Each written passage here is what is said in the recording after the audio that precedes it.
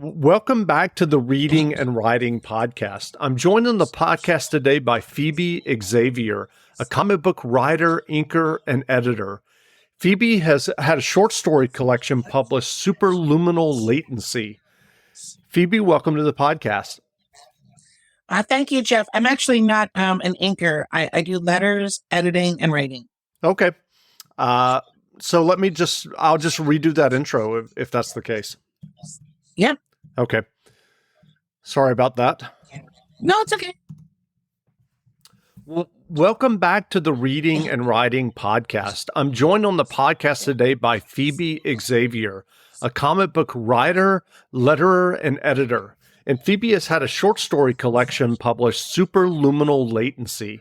Phoebe, welcome to the podcast. Thanks for having me, Jeff.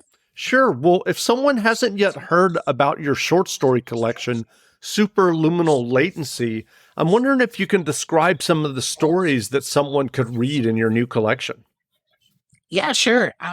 So we have 17 stories in the book, and it is a mixture of cyberpunk sci-fi and horror.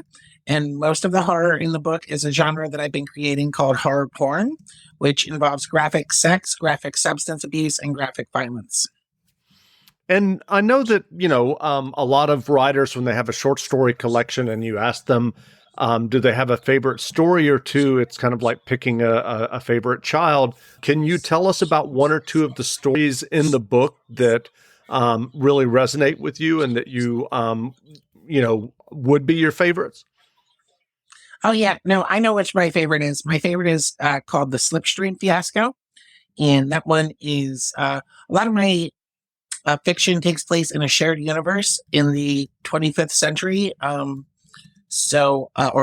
2400s. And so that one takes place mostly in a city called Pike City, which exists outside the Oort cloud, which means outside the furthest extent of the gravitational pull of our sun.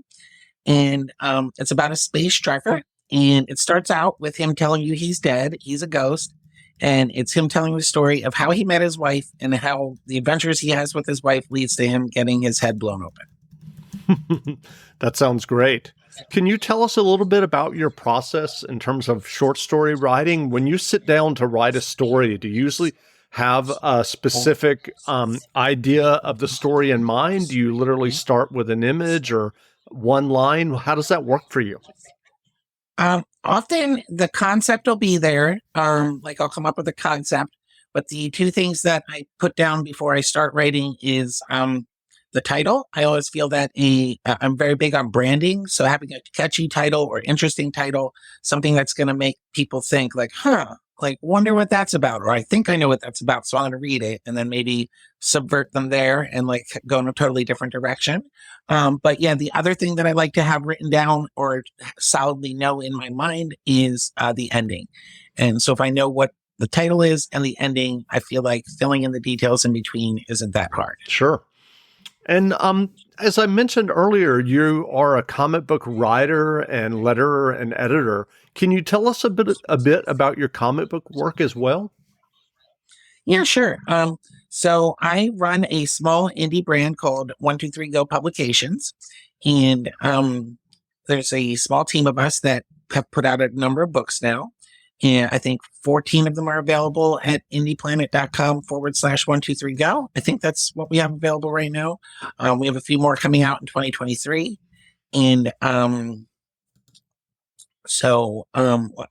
maybe I missed the question exactly. What am I supposed to be answering? I'm so sorry. That's okay. I was just wondering about your comic book work. If you could tell us about some of the titles and what you're working sure. on. Mm-hmm. Sure. Thank you. Okay. So our first book is Sidereal Apogee, and that is a cyberpunk anthology. And that is the one that crosses over most with the short story collection, that a lot of the characters in Sidereal Apogee appear also in stories in the book. Then we also have Gunmetal Black Ops is our espionage/assassination book. And from one of the stories in there, we spun off a title called Moloch Reigning Devil. It's about an angel who was sent to hell to kill Lucifer. And after succeeding, he finds himself stuck in hell. And now he's technically the devil, because kill the devil, become the devil kind of rules. And just because he's the devil, though, that doesn't mean that all the demons are happy to serve him. A lot of them, are mad at him for killing Lucifer and view him just as an angel. And so the first 2 issues are about him bringing the mass of the armies of hell together under his rule. And then the next couple books will cover how he executes his plan to bring the battle to heaven and to get all the hordes of hell to battle God with him. That one is up to issue number 2, and issue number 3 is we have at least, I think, 23 pages written, drawn, and at least 10 colored, I believe. And that's going to be a 35-page, like almost like a double size issue number 3 of that one. I'm also writing a one-shot that goes along with that book called Moloch in Pride's Maw, which is him versus the 7 deadly sins, the specific sin pride.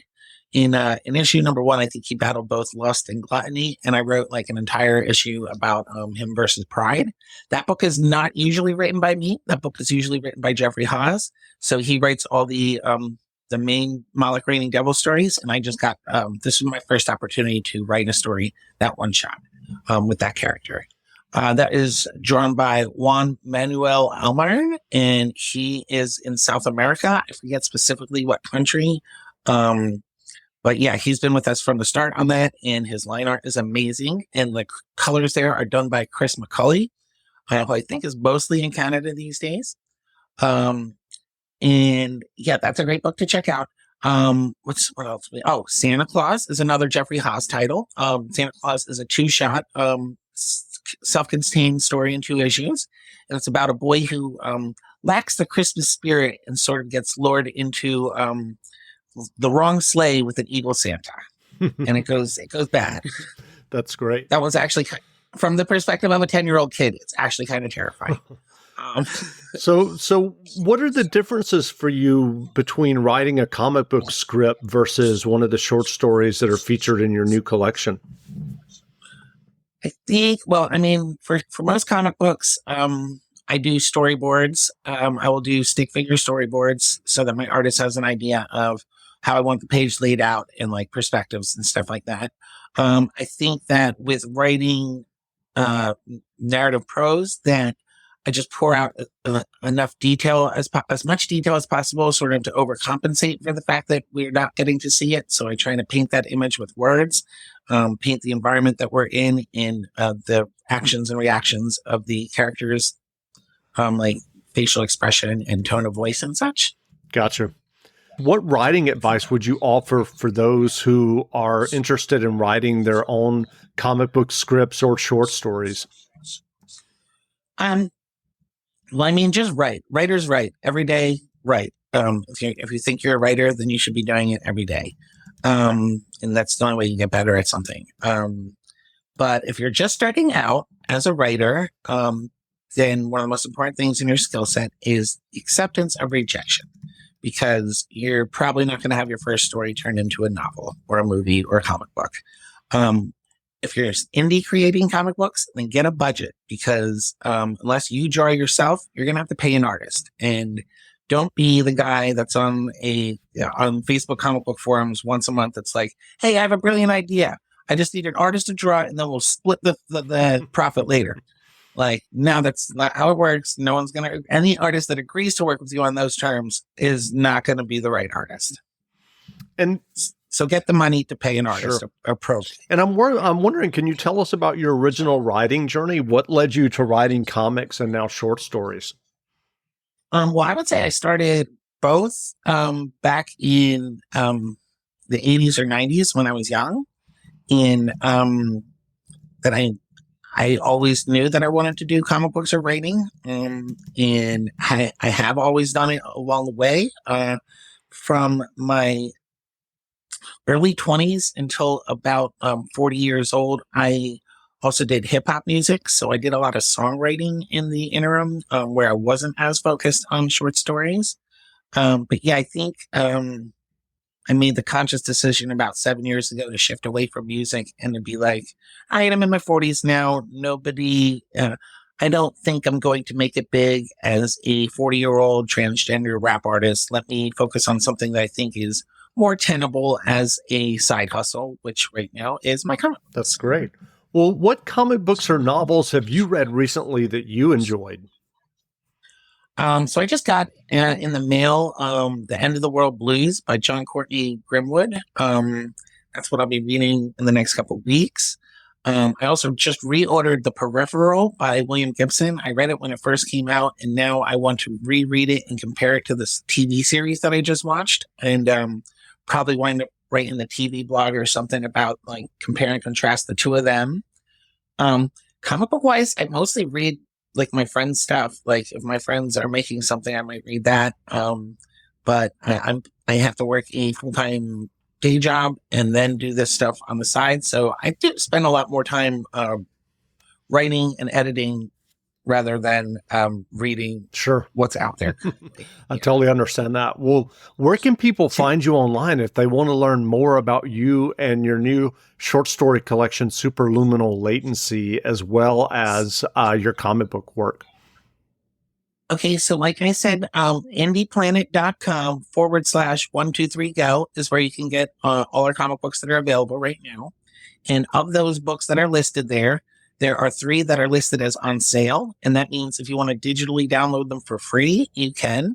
And that would be Trouble Number 1 is downloadable for free.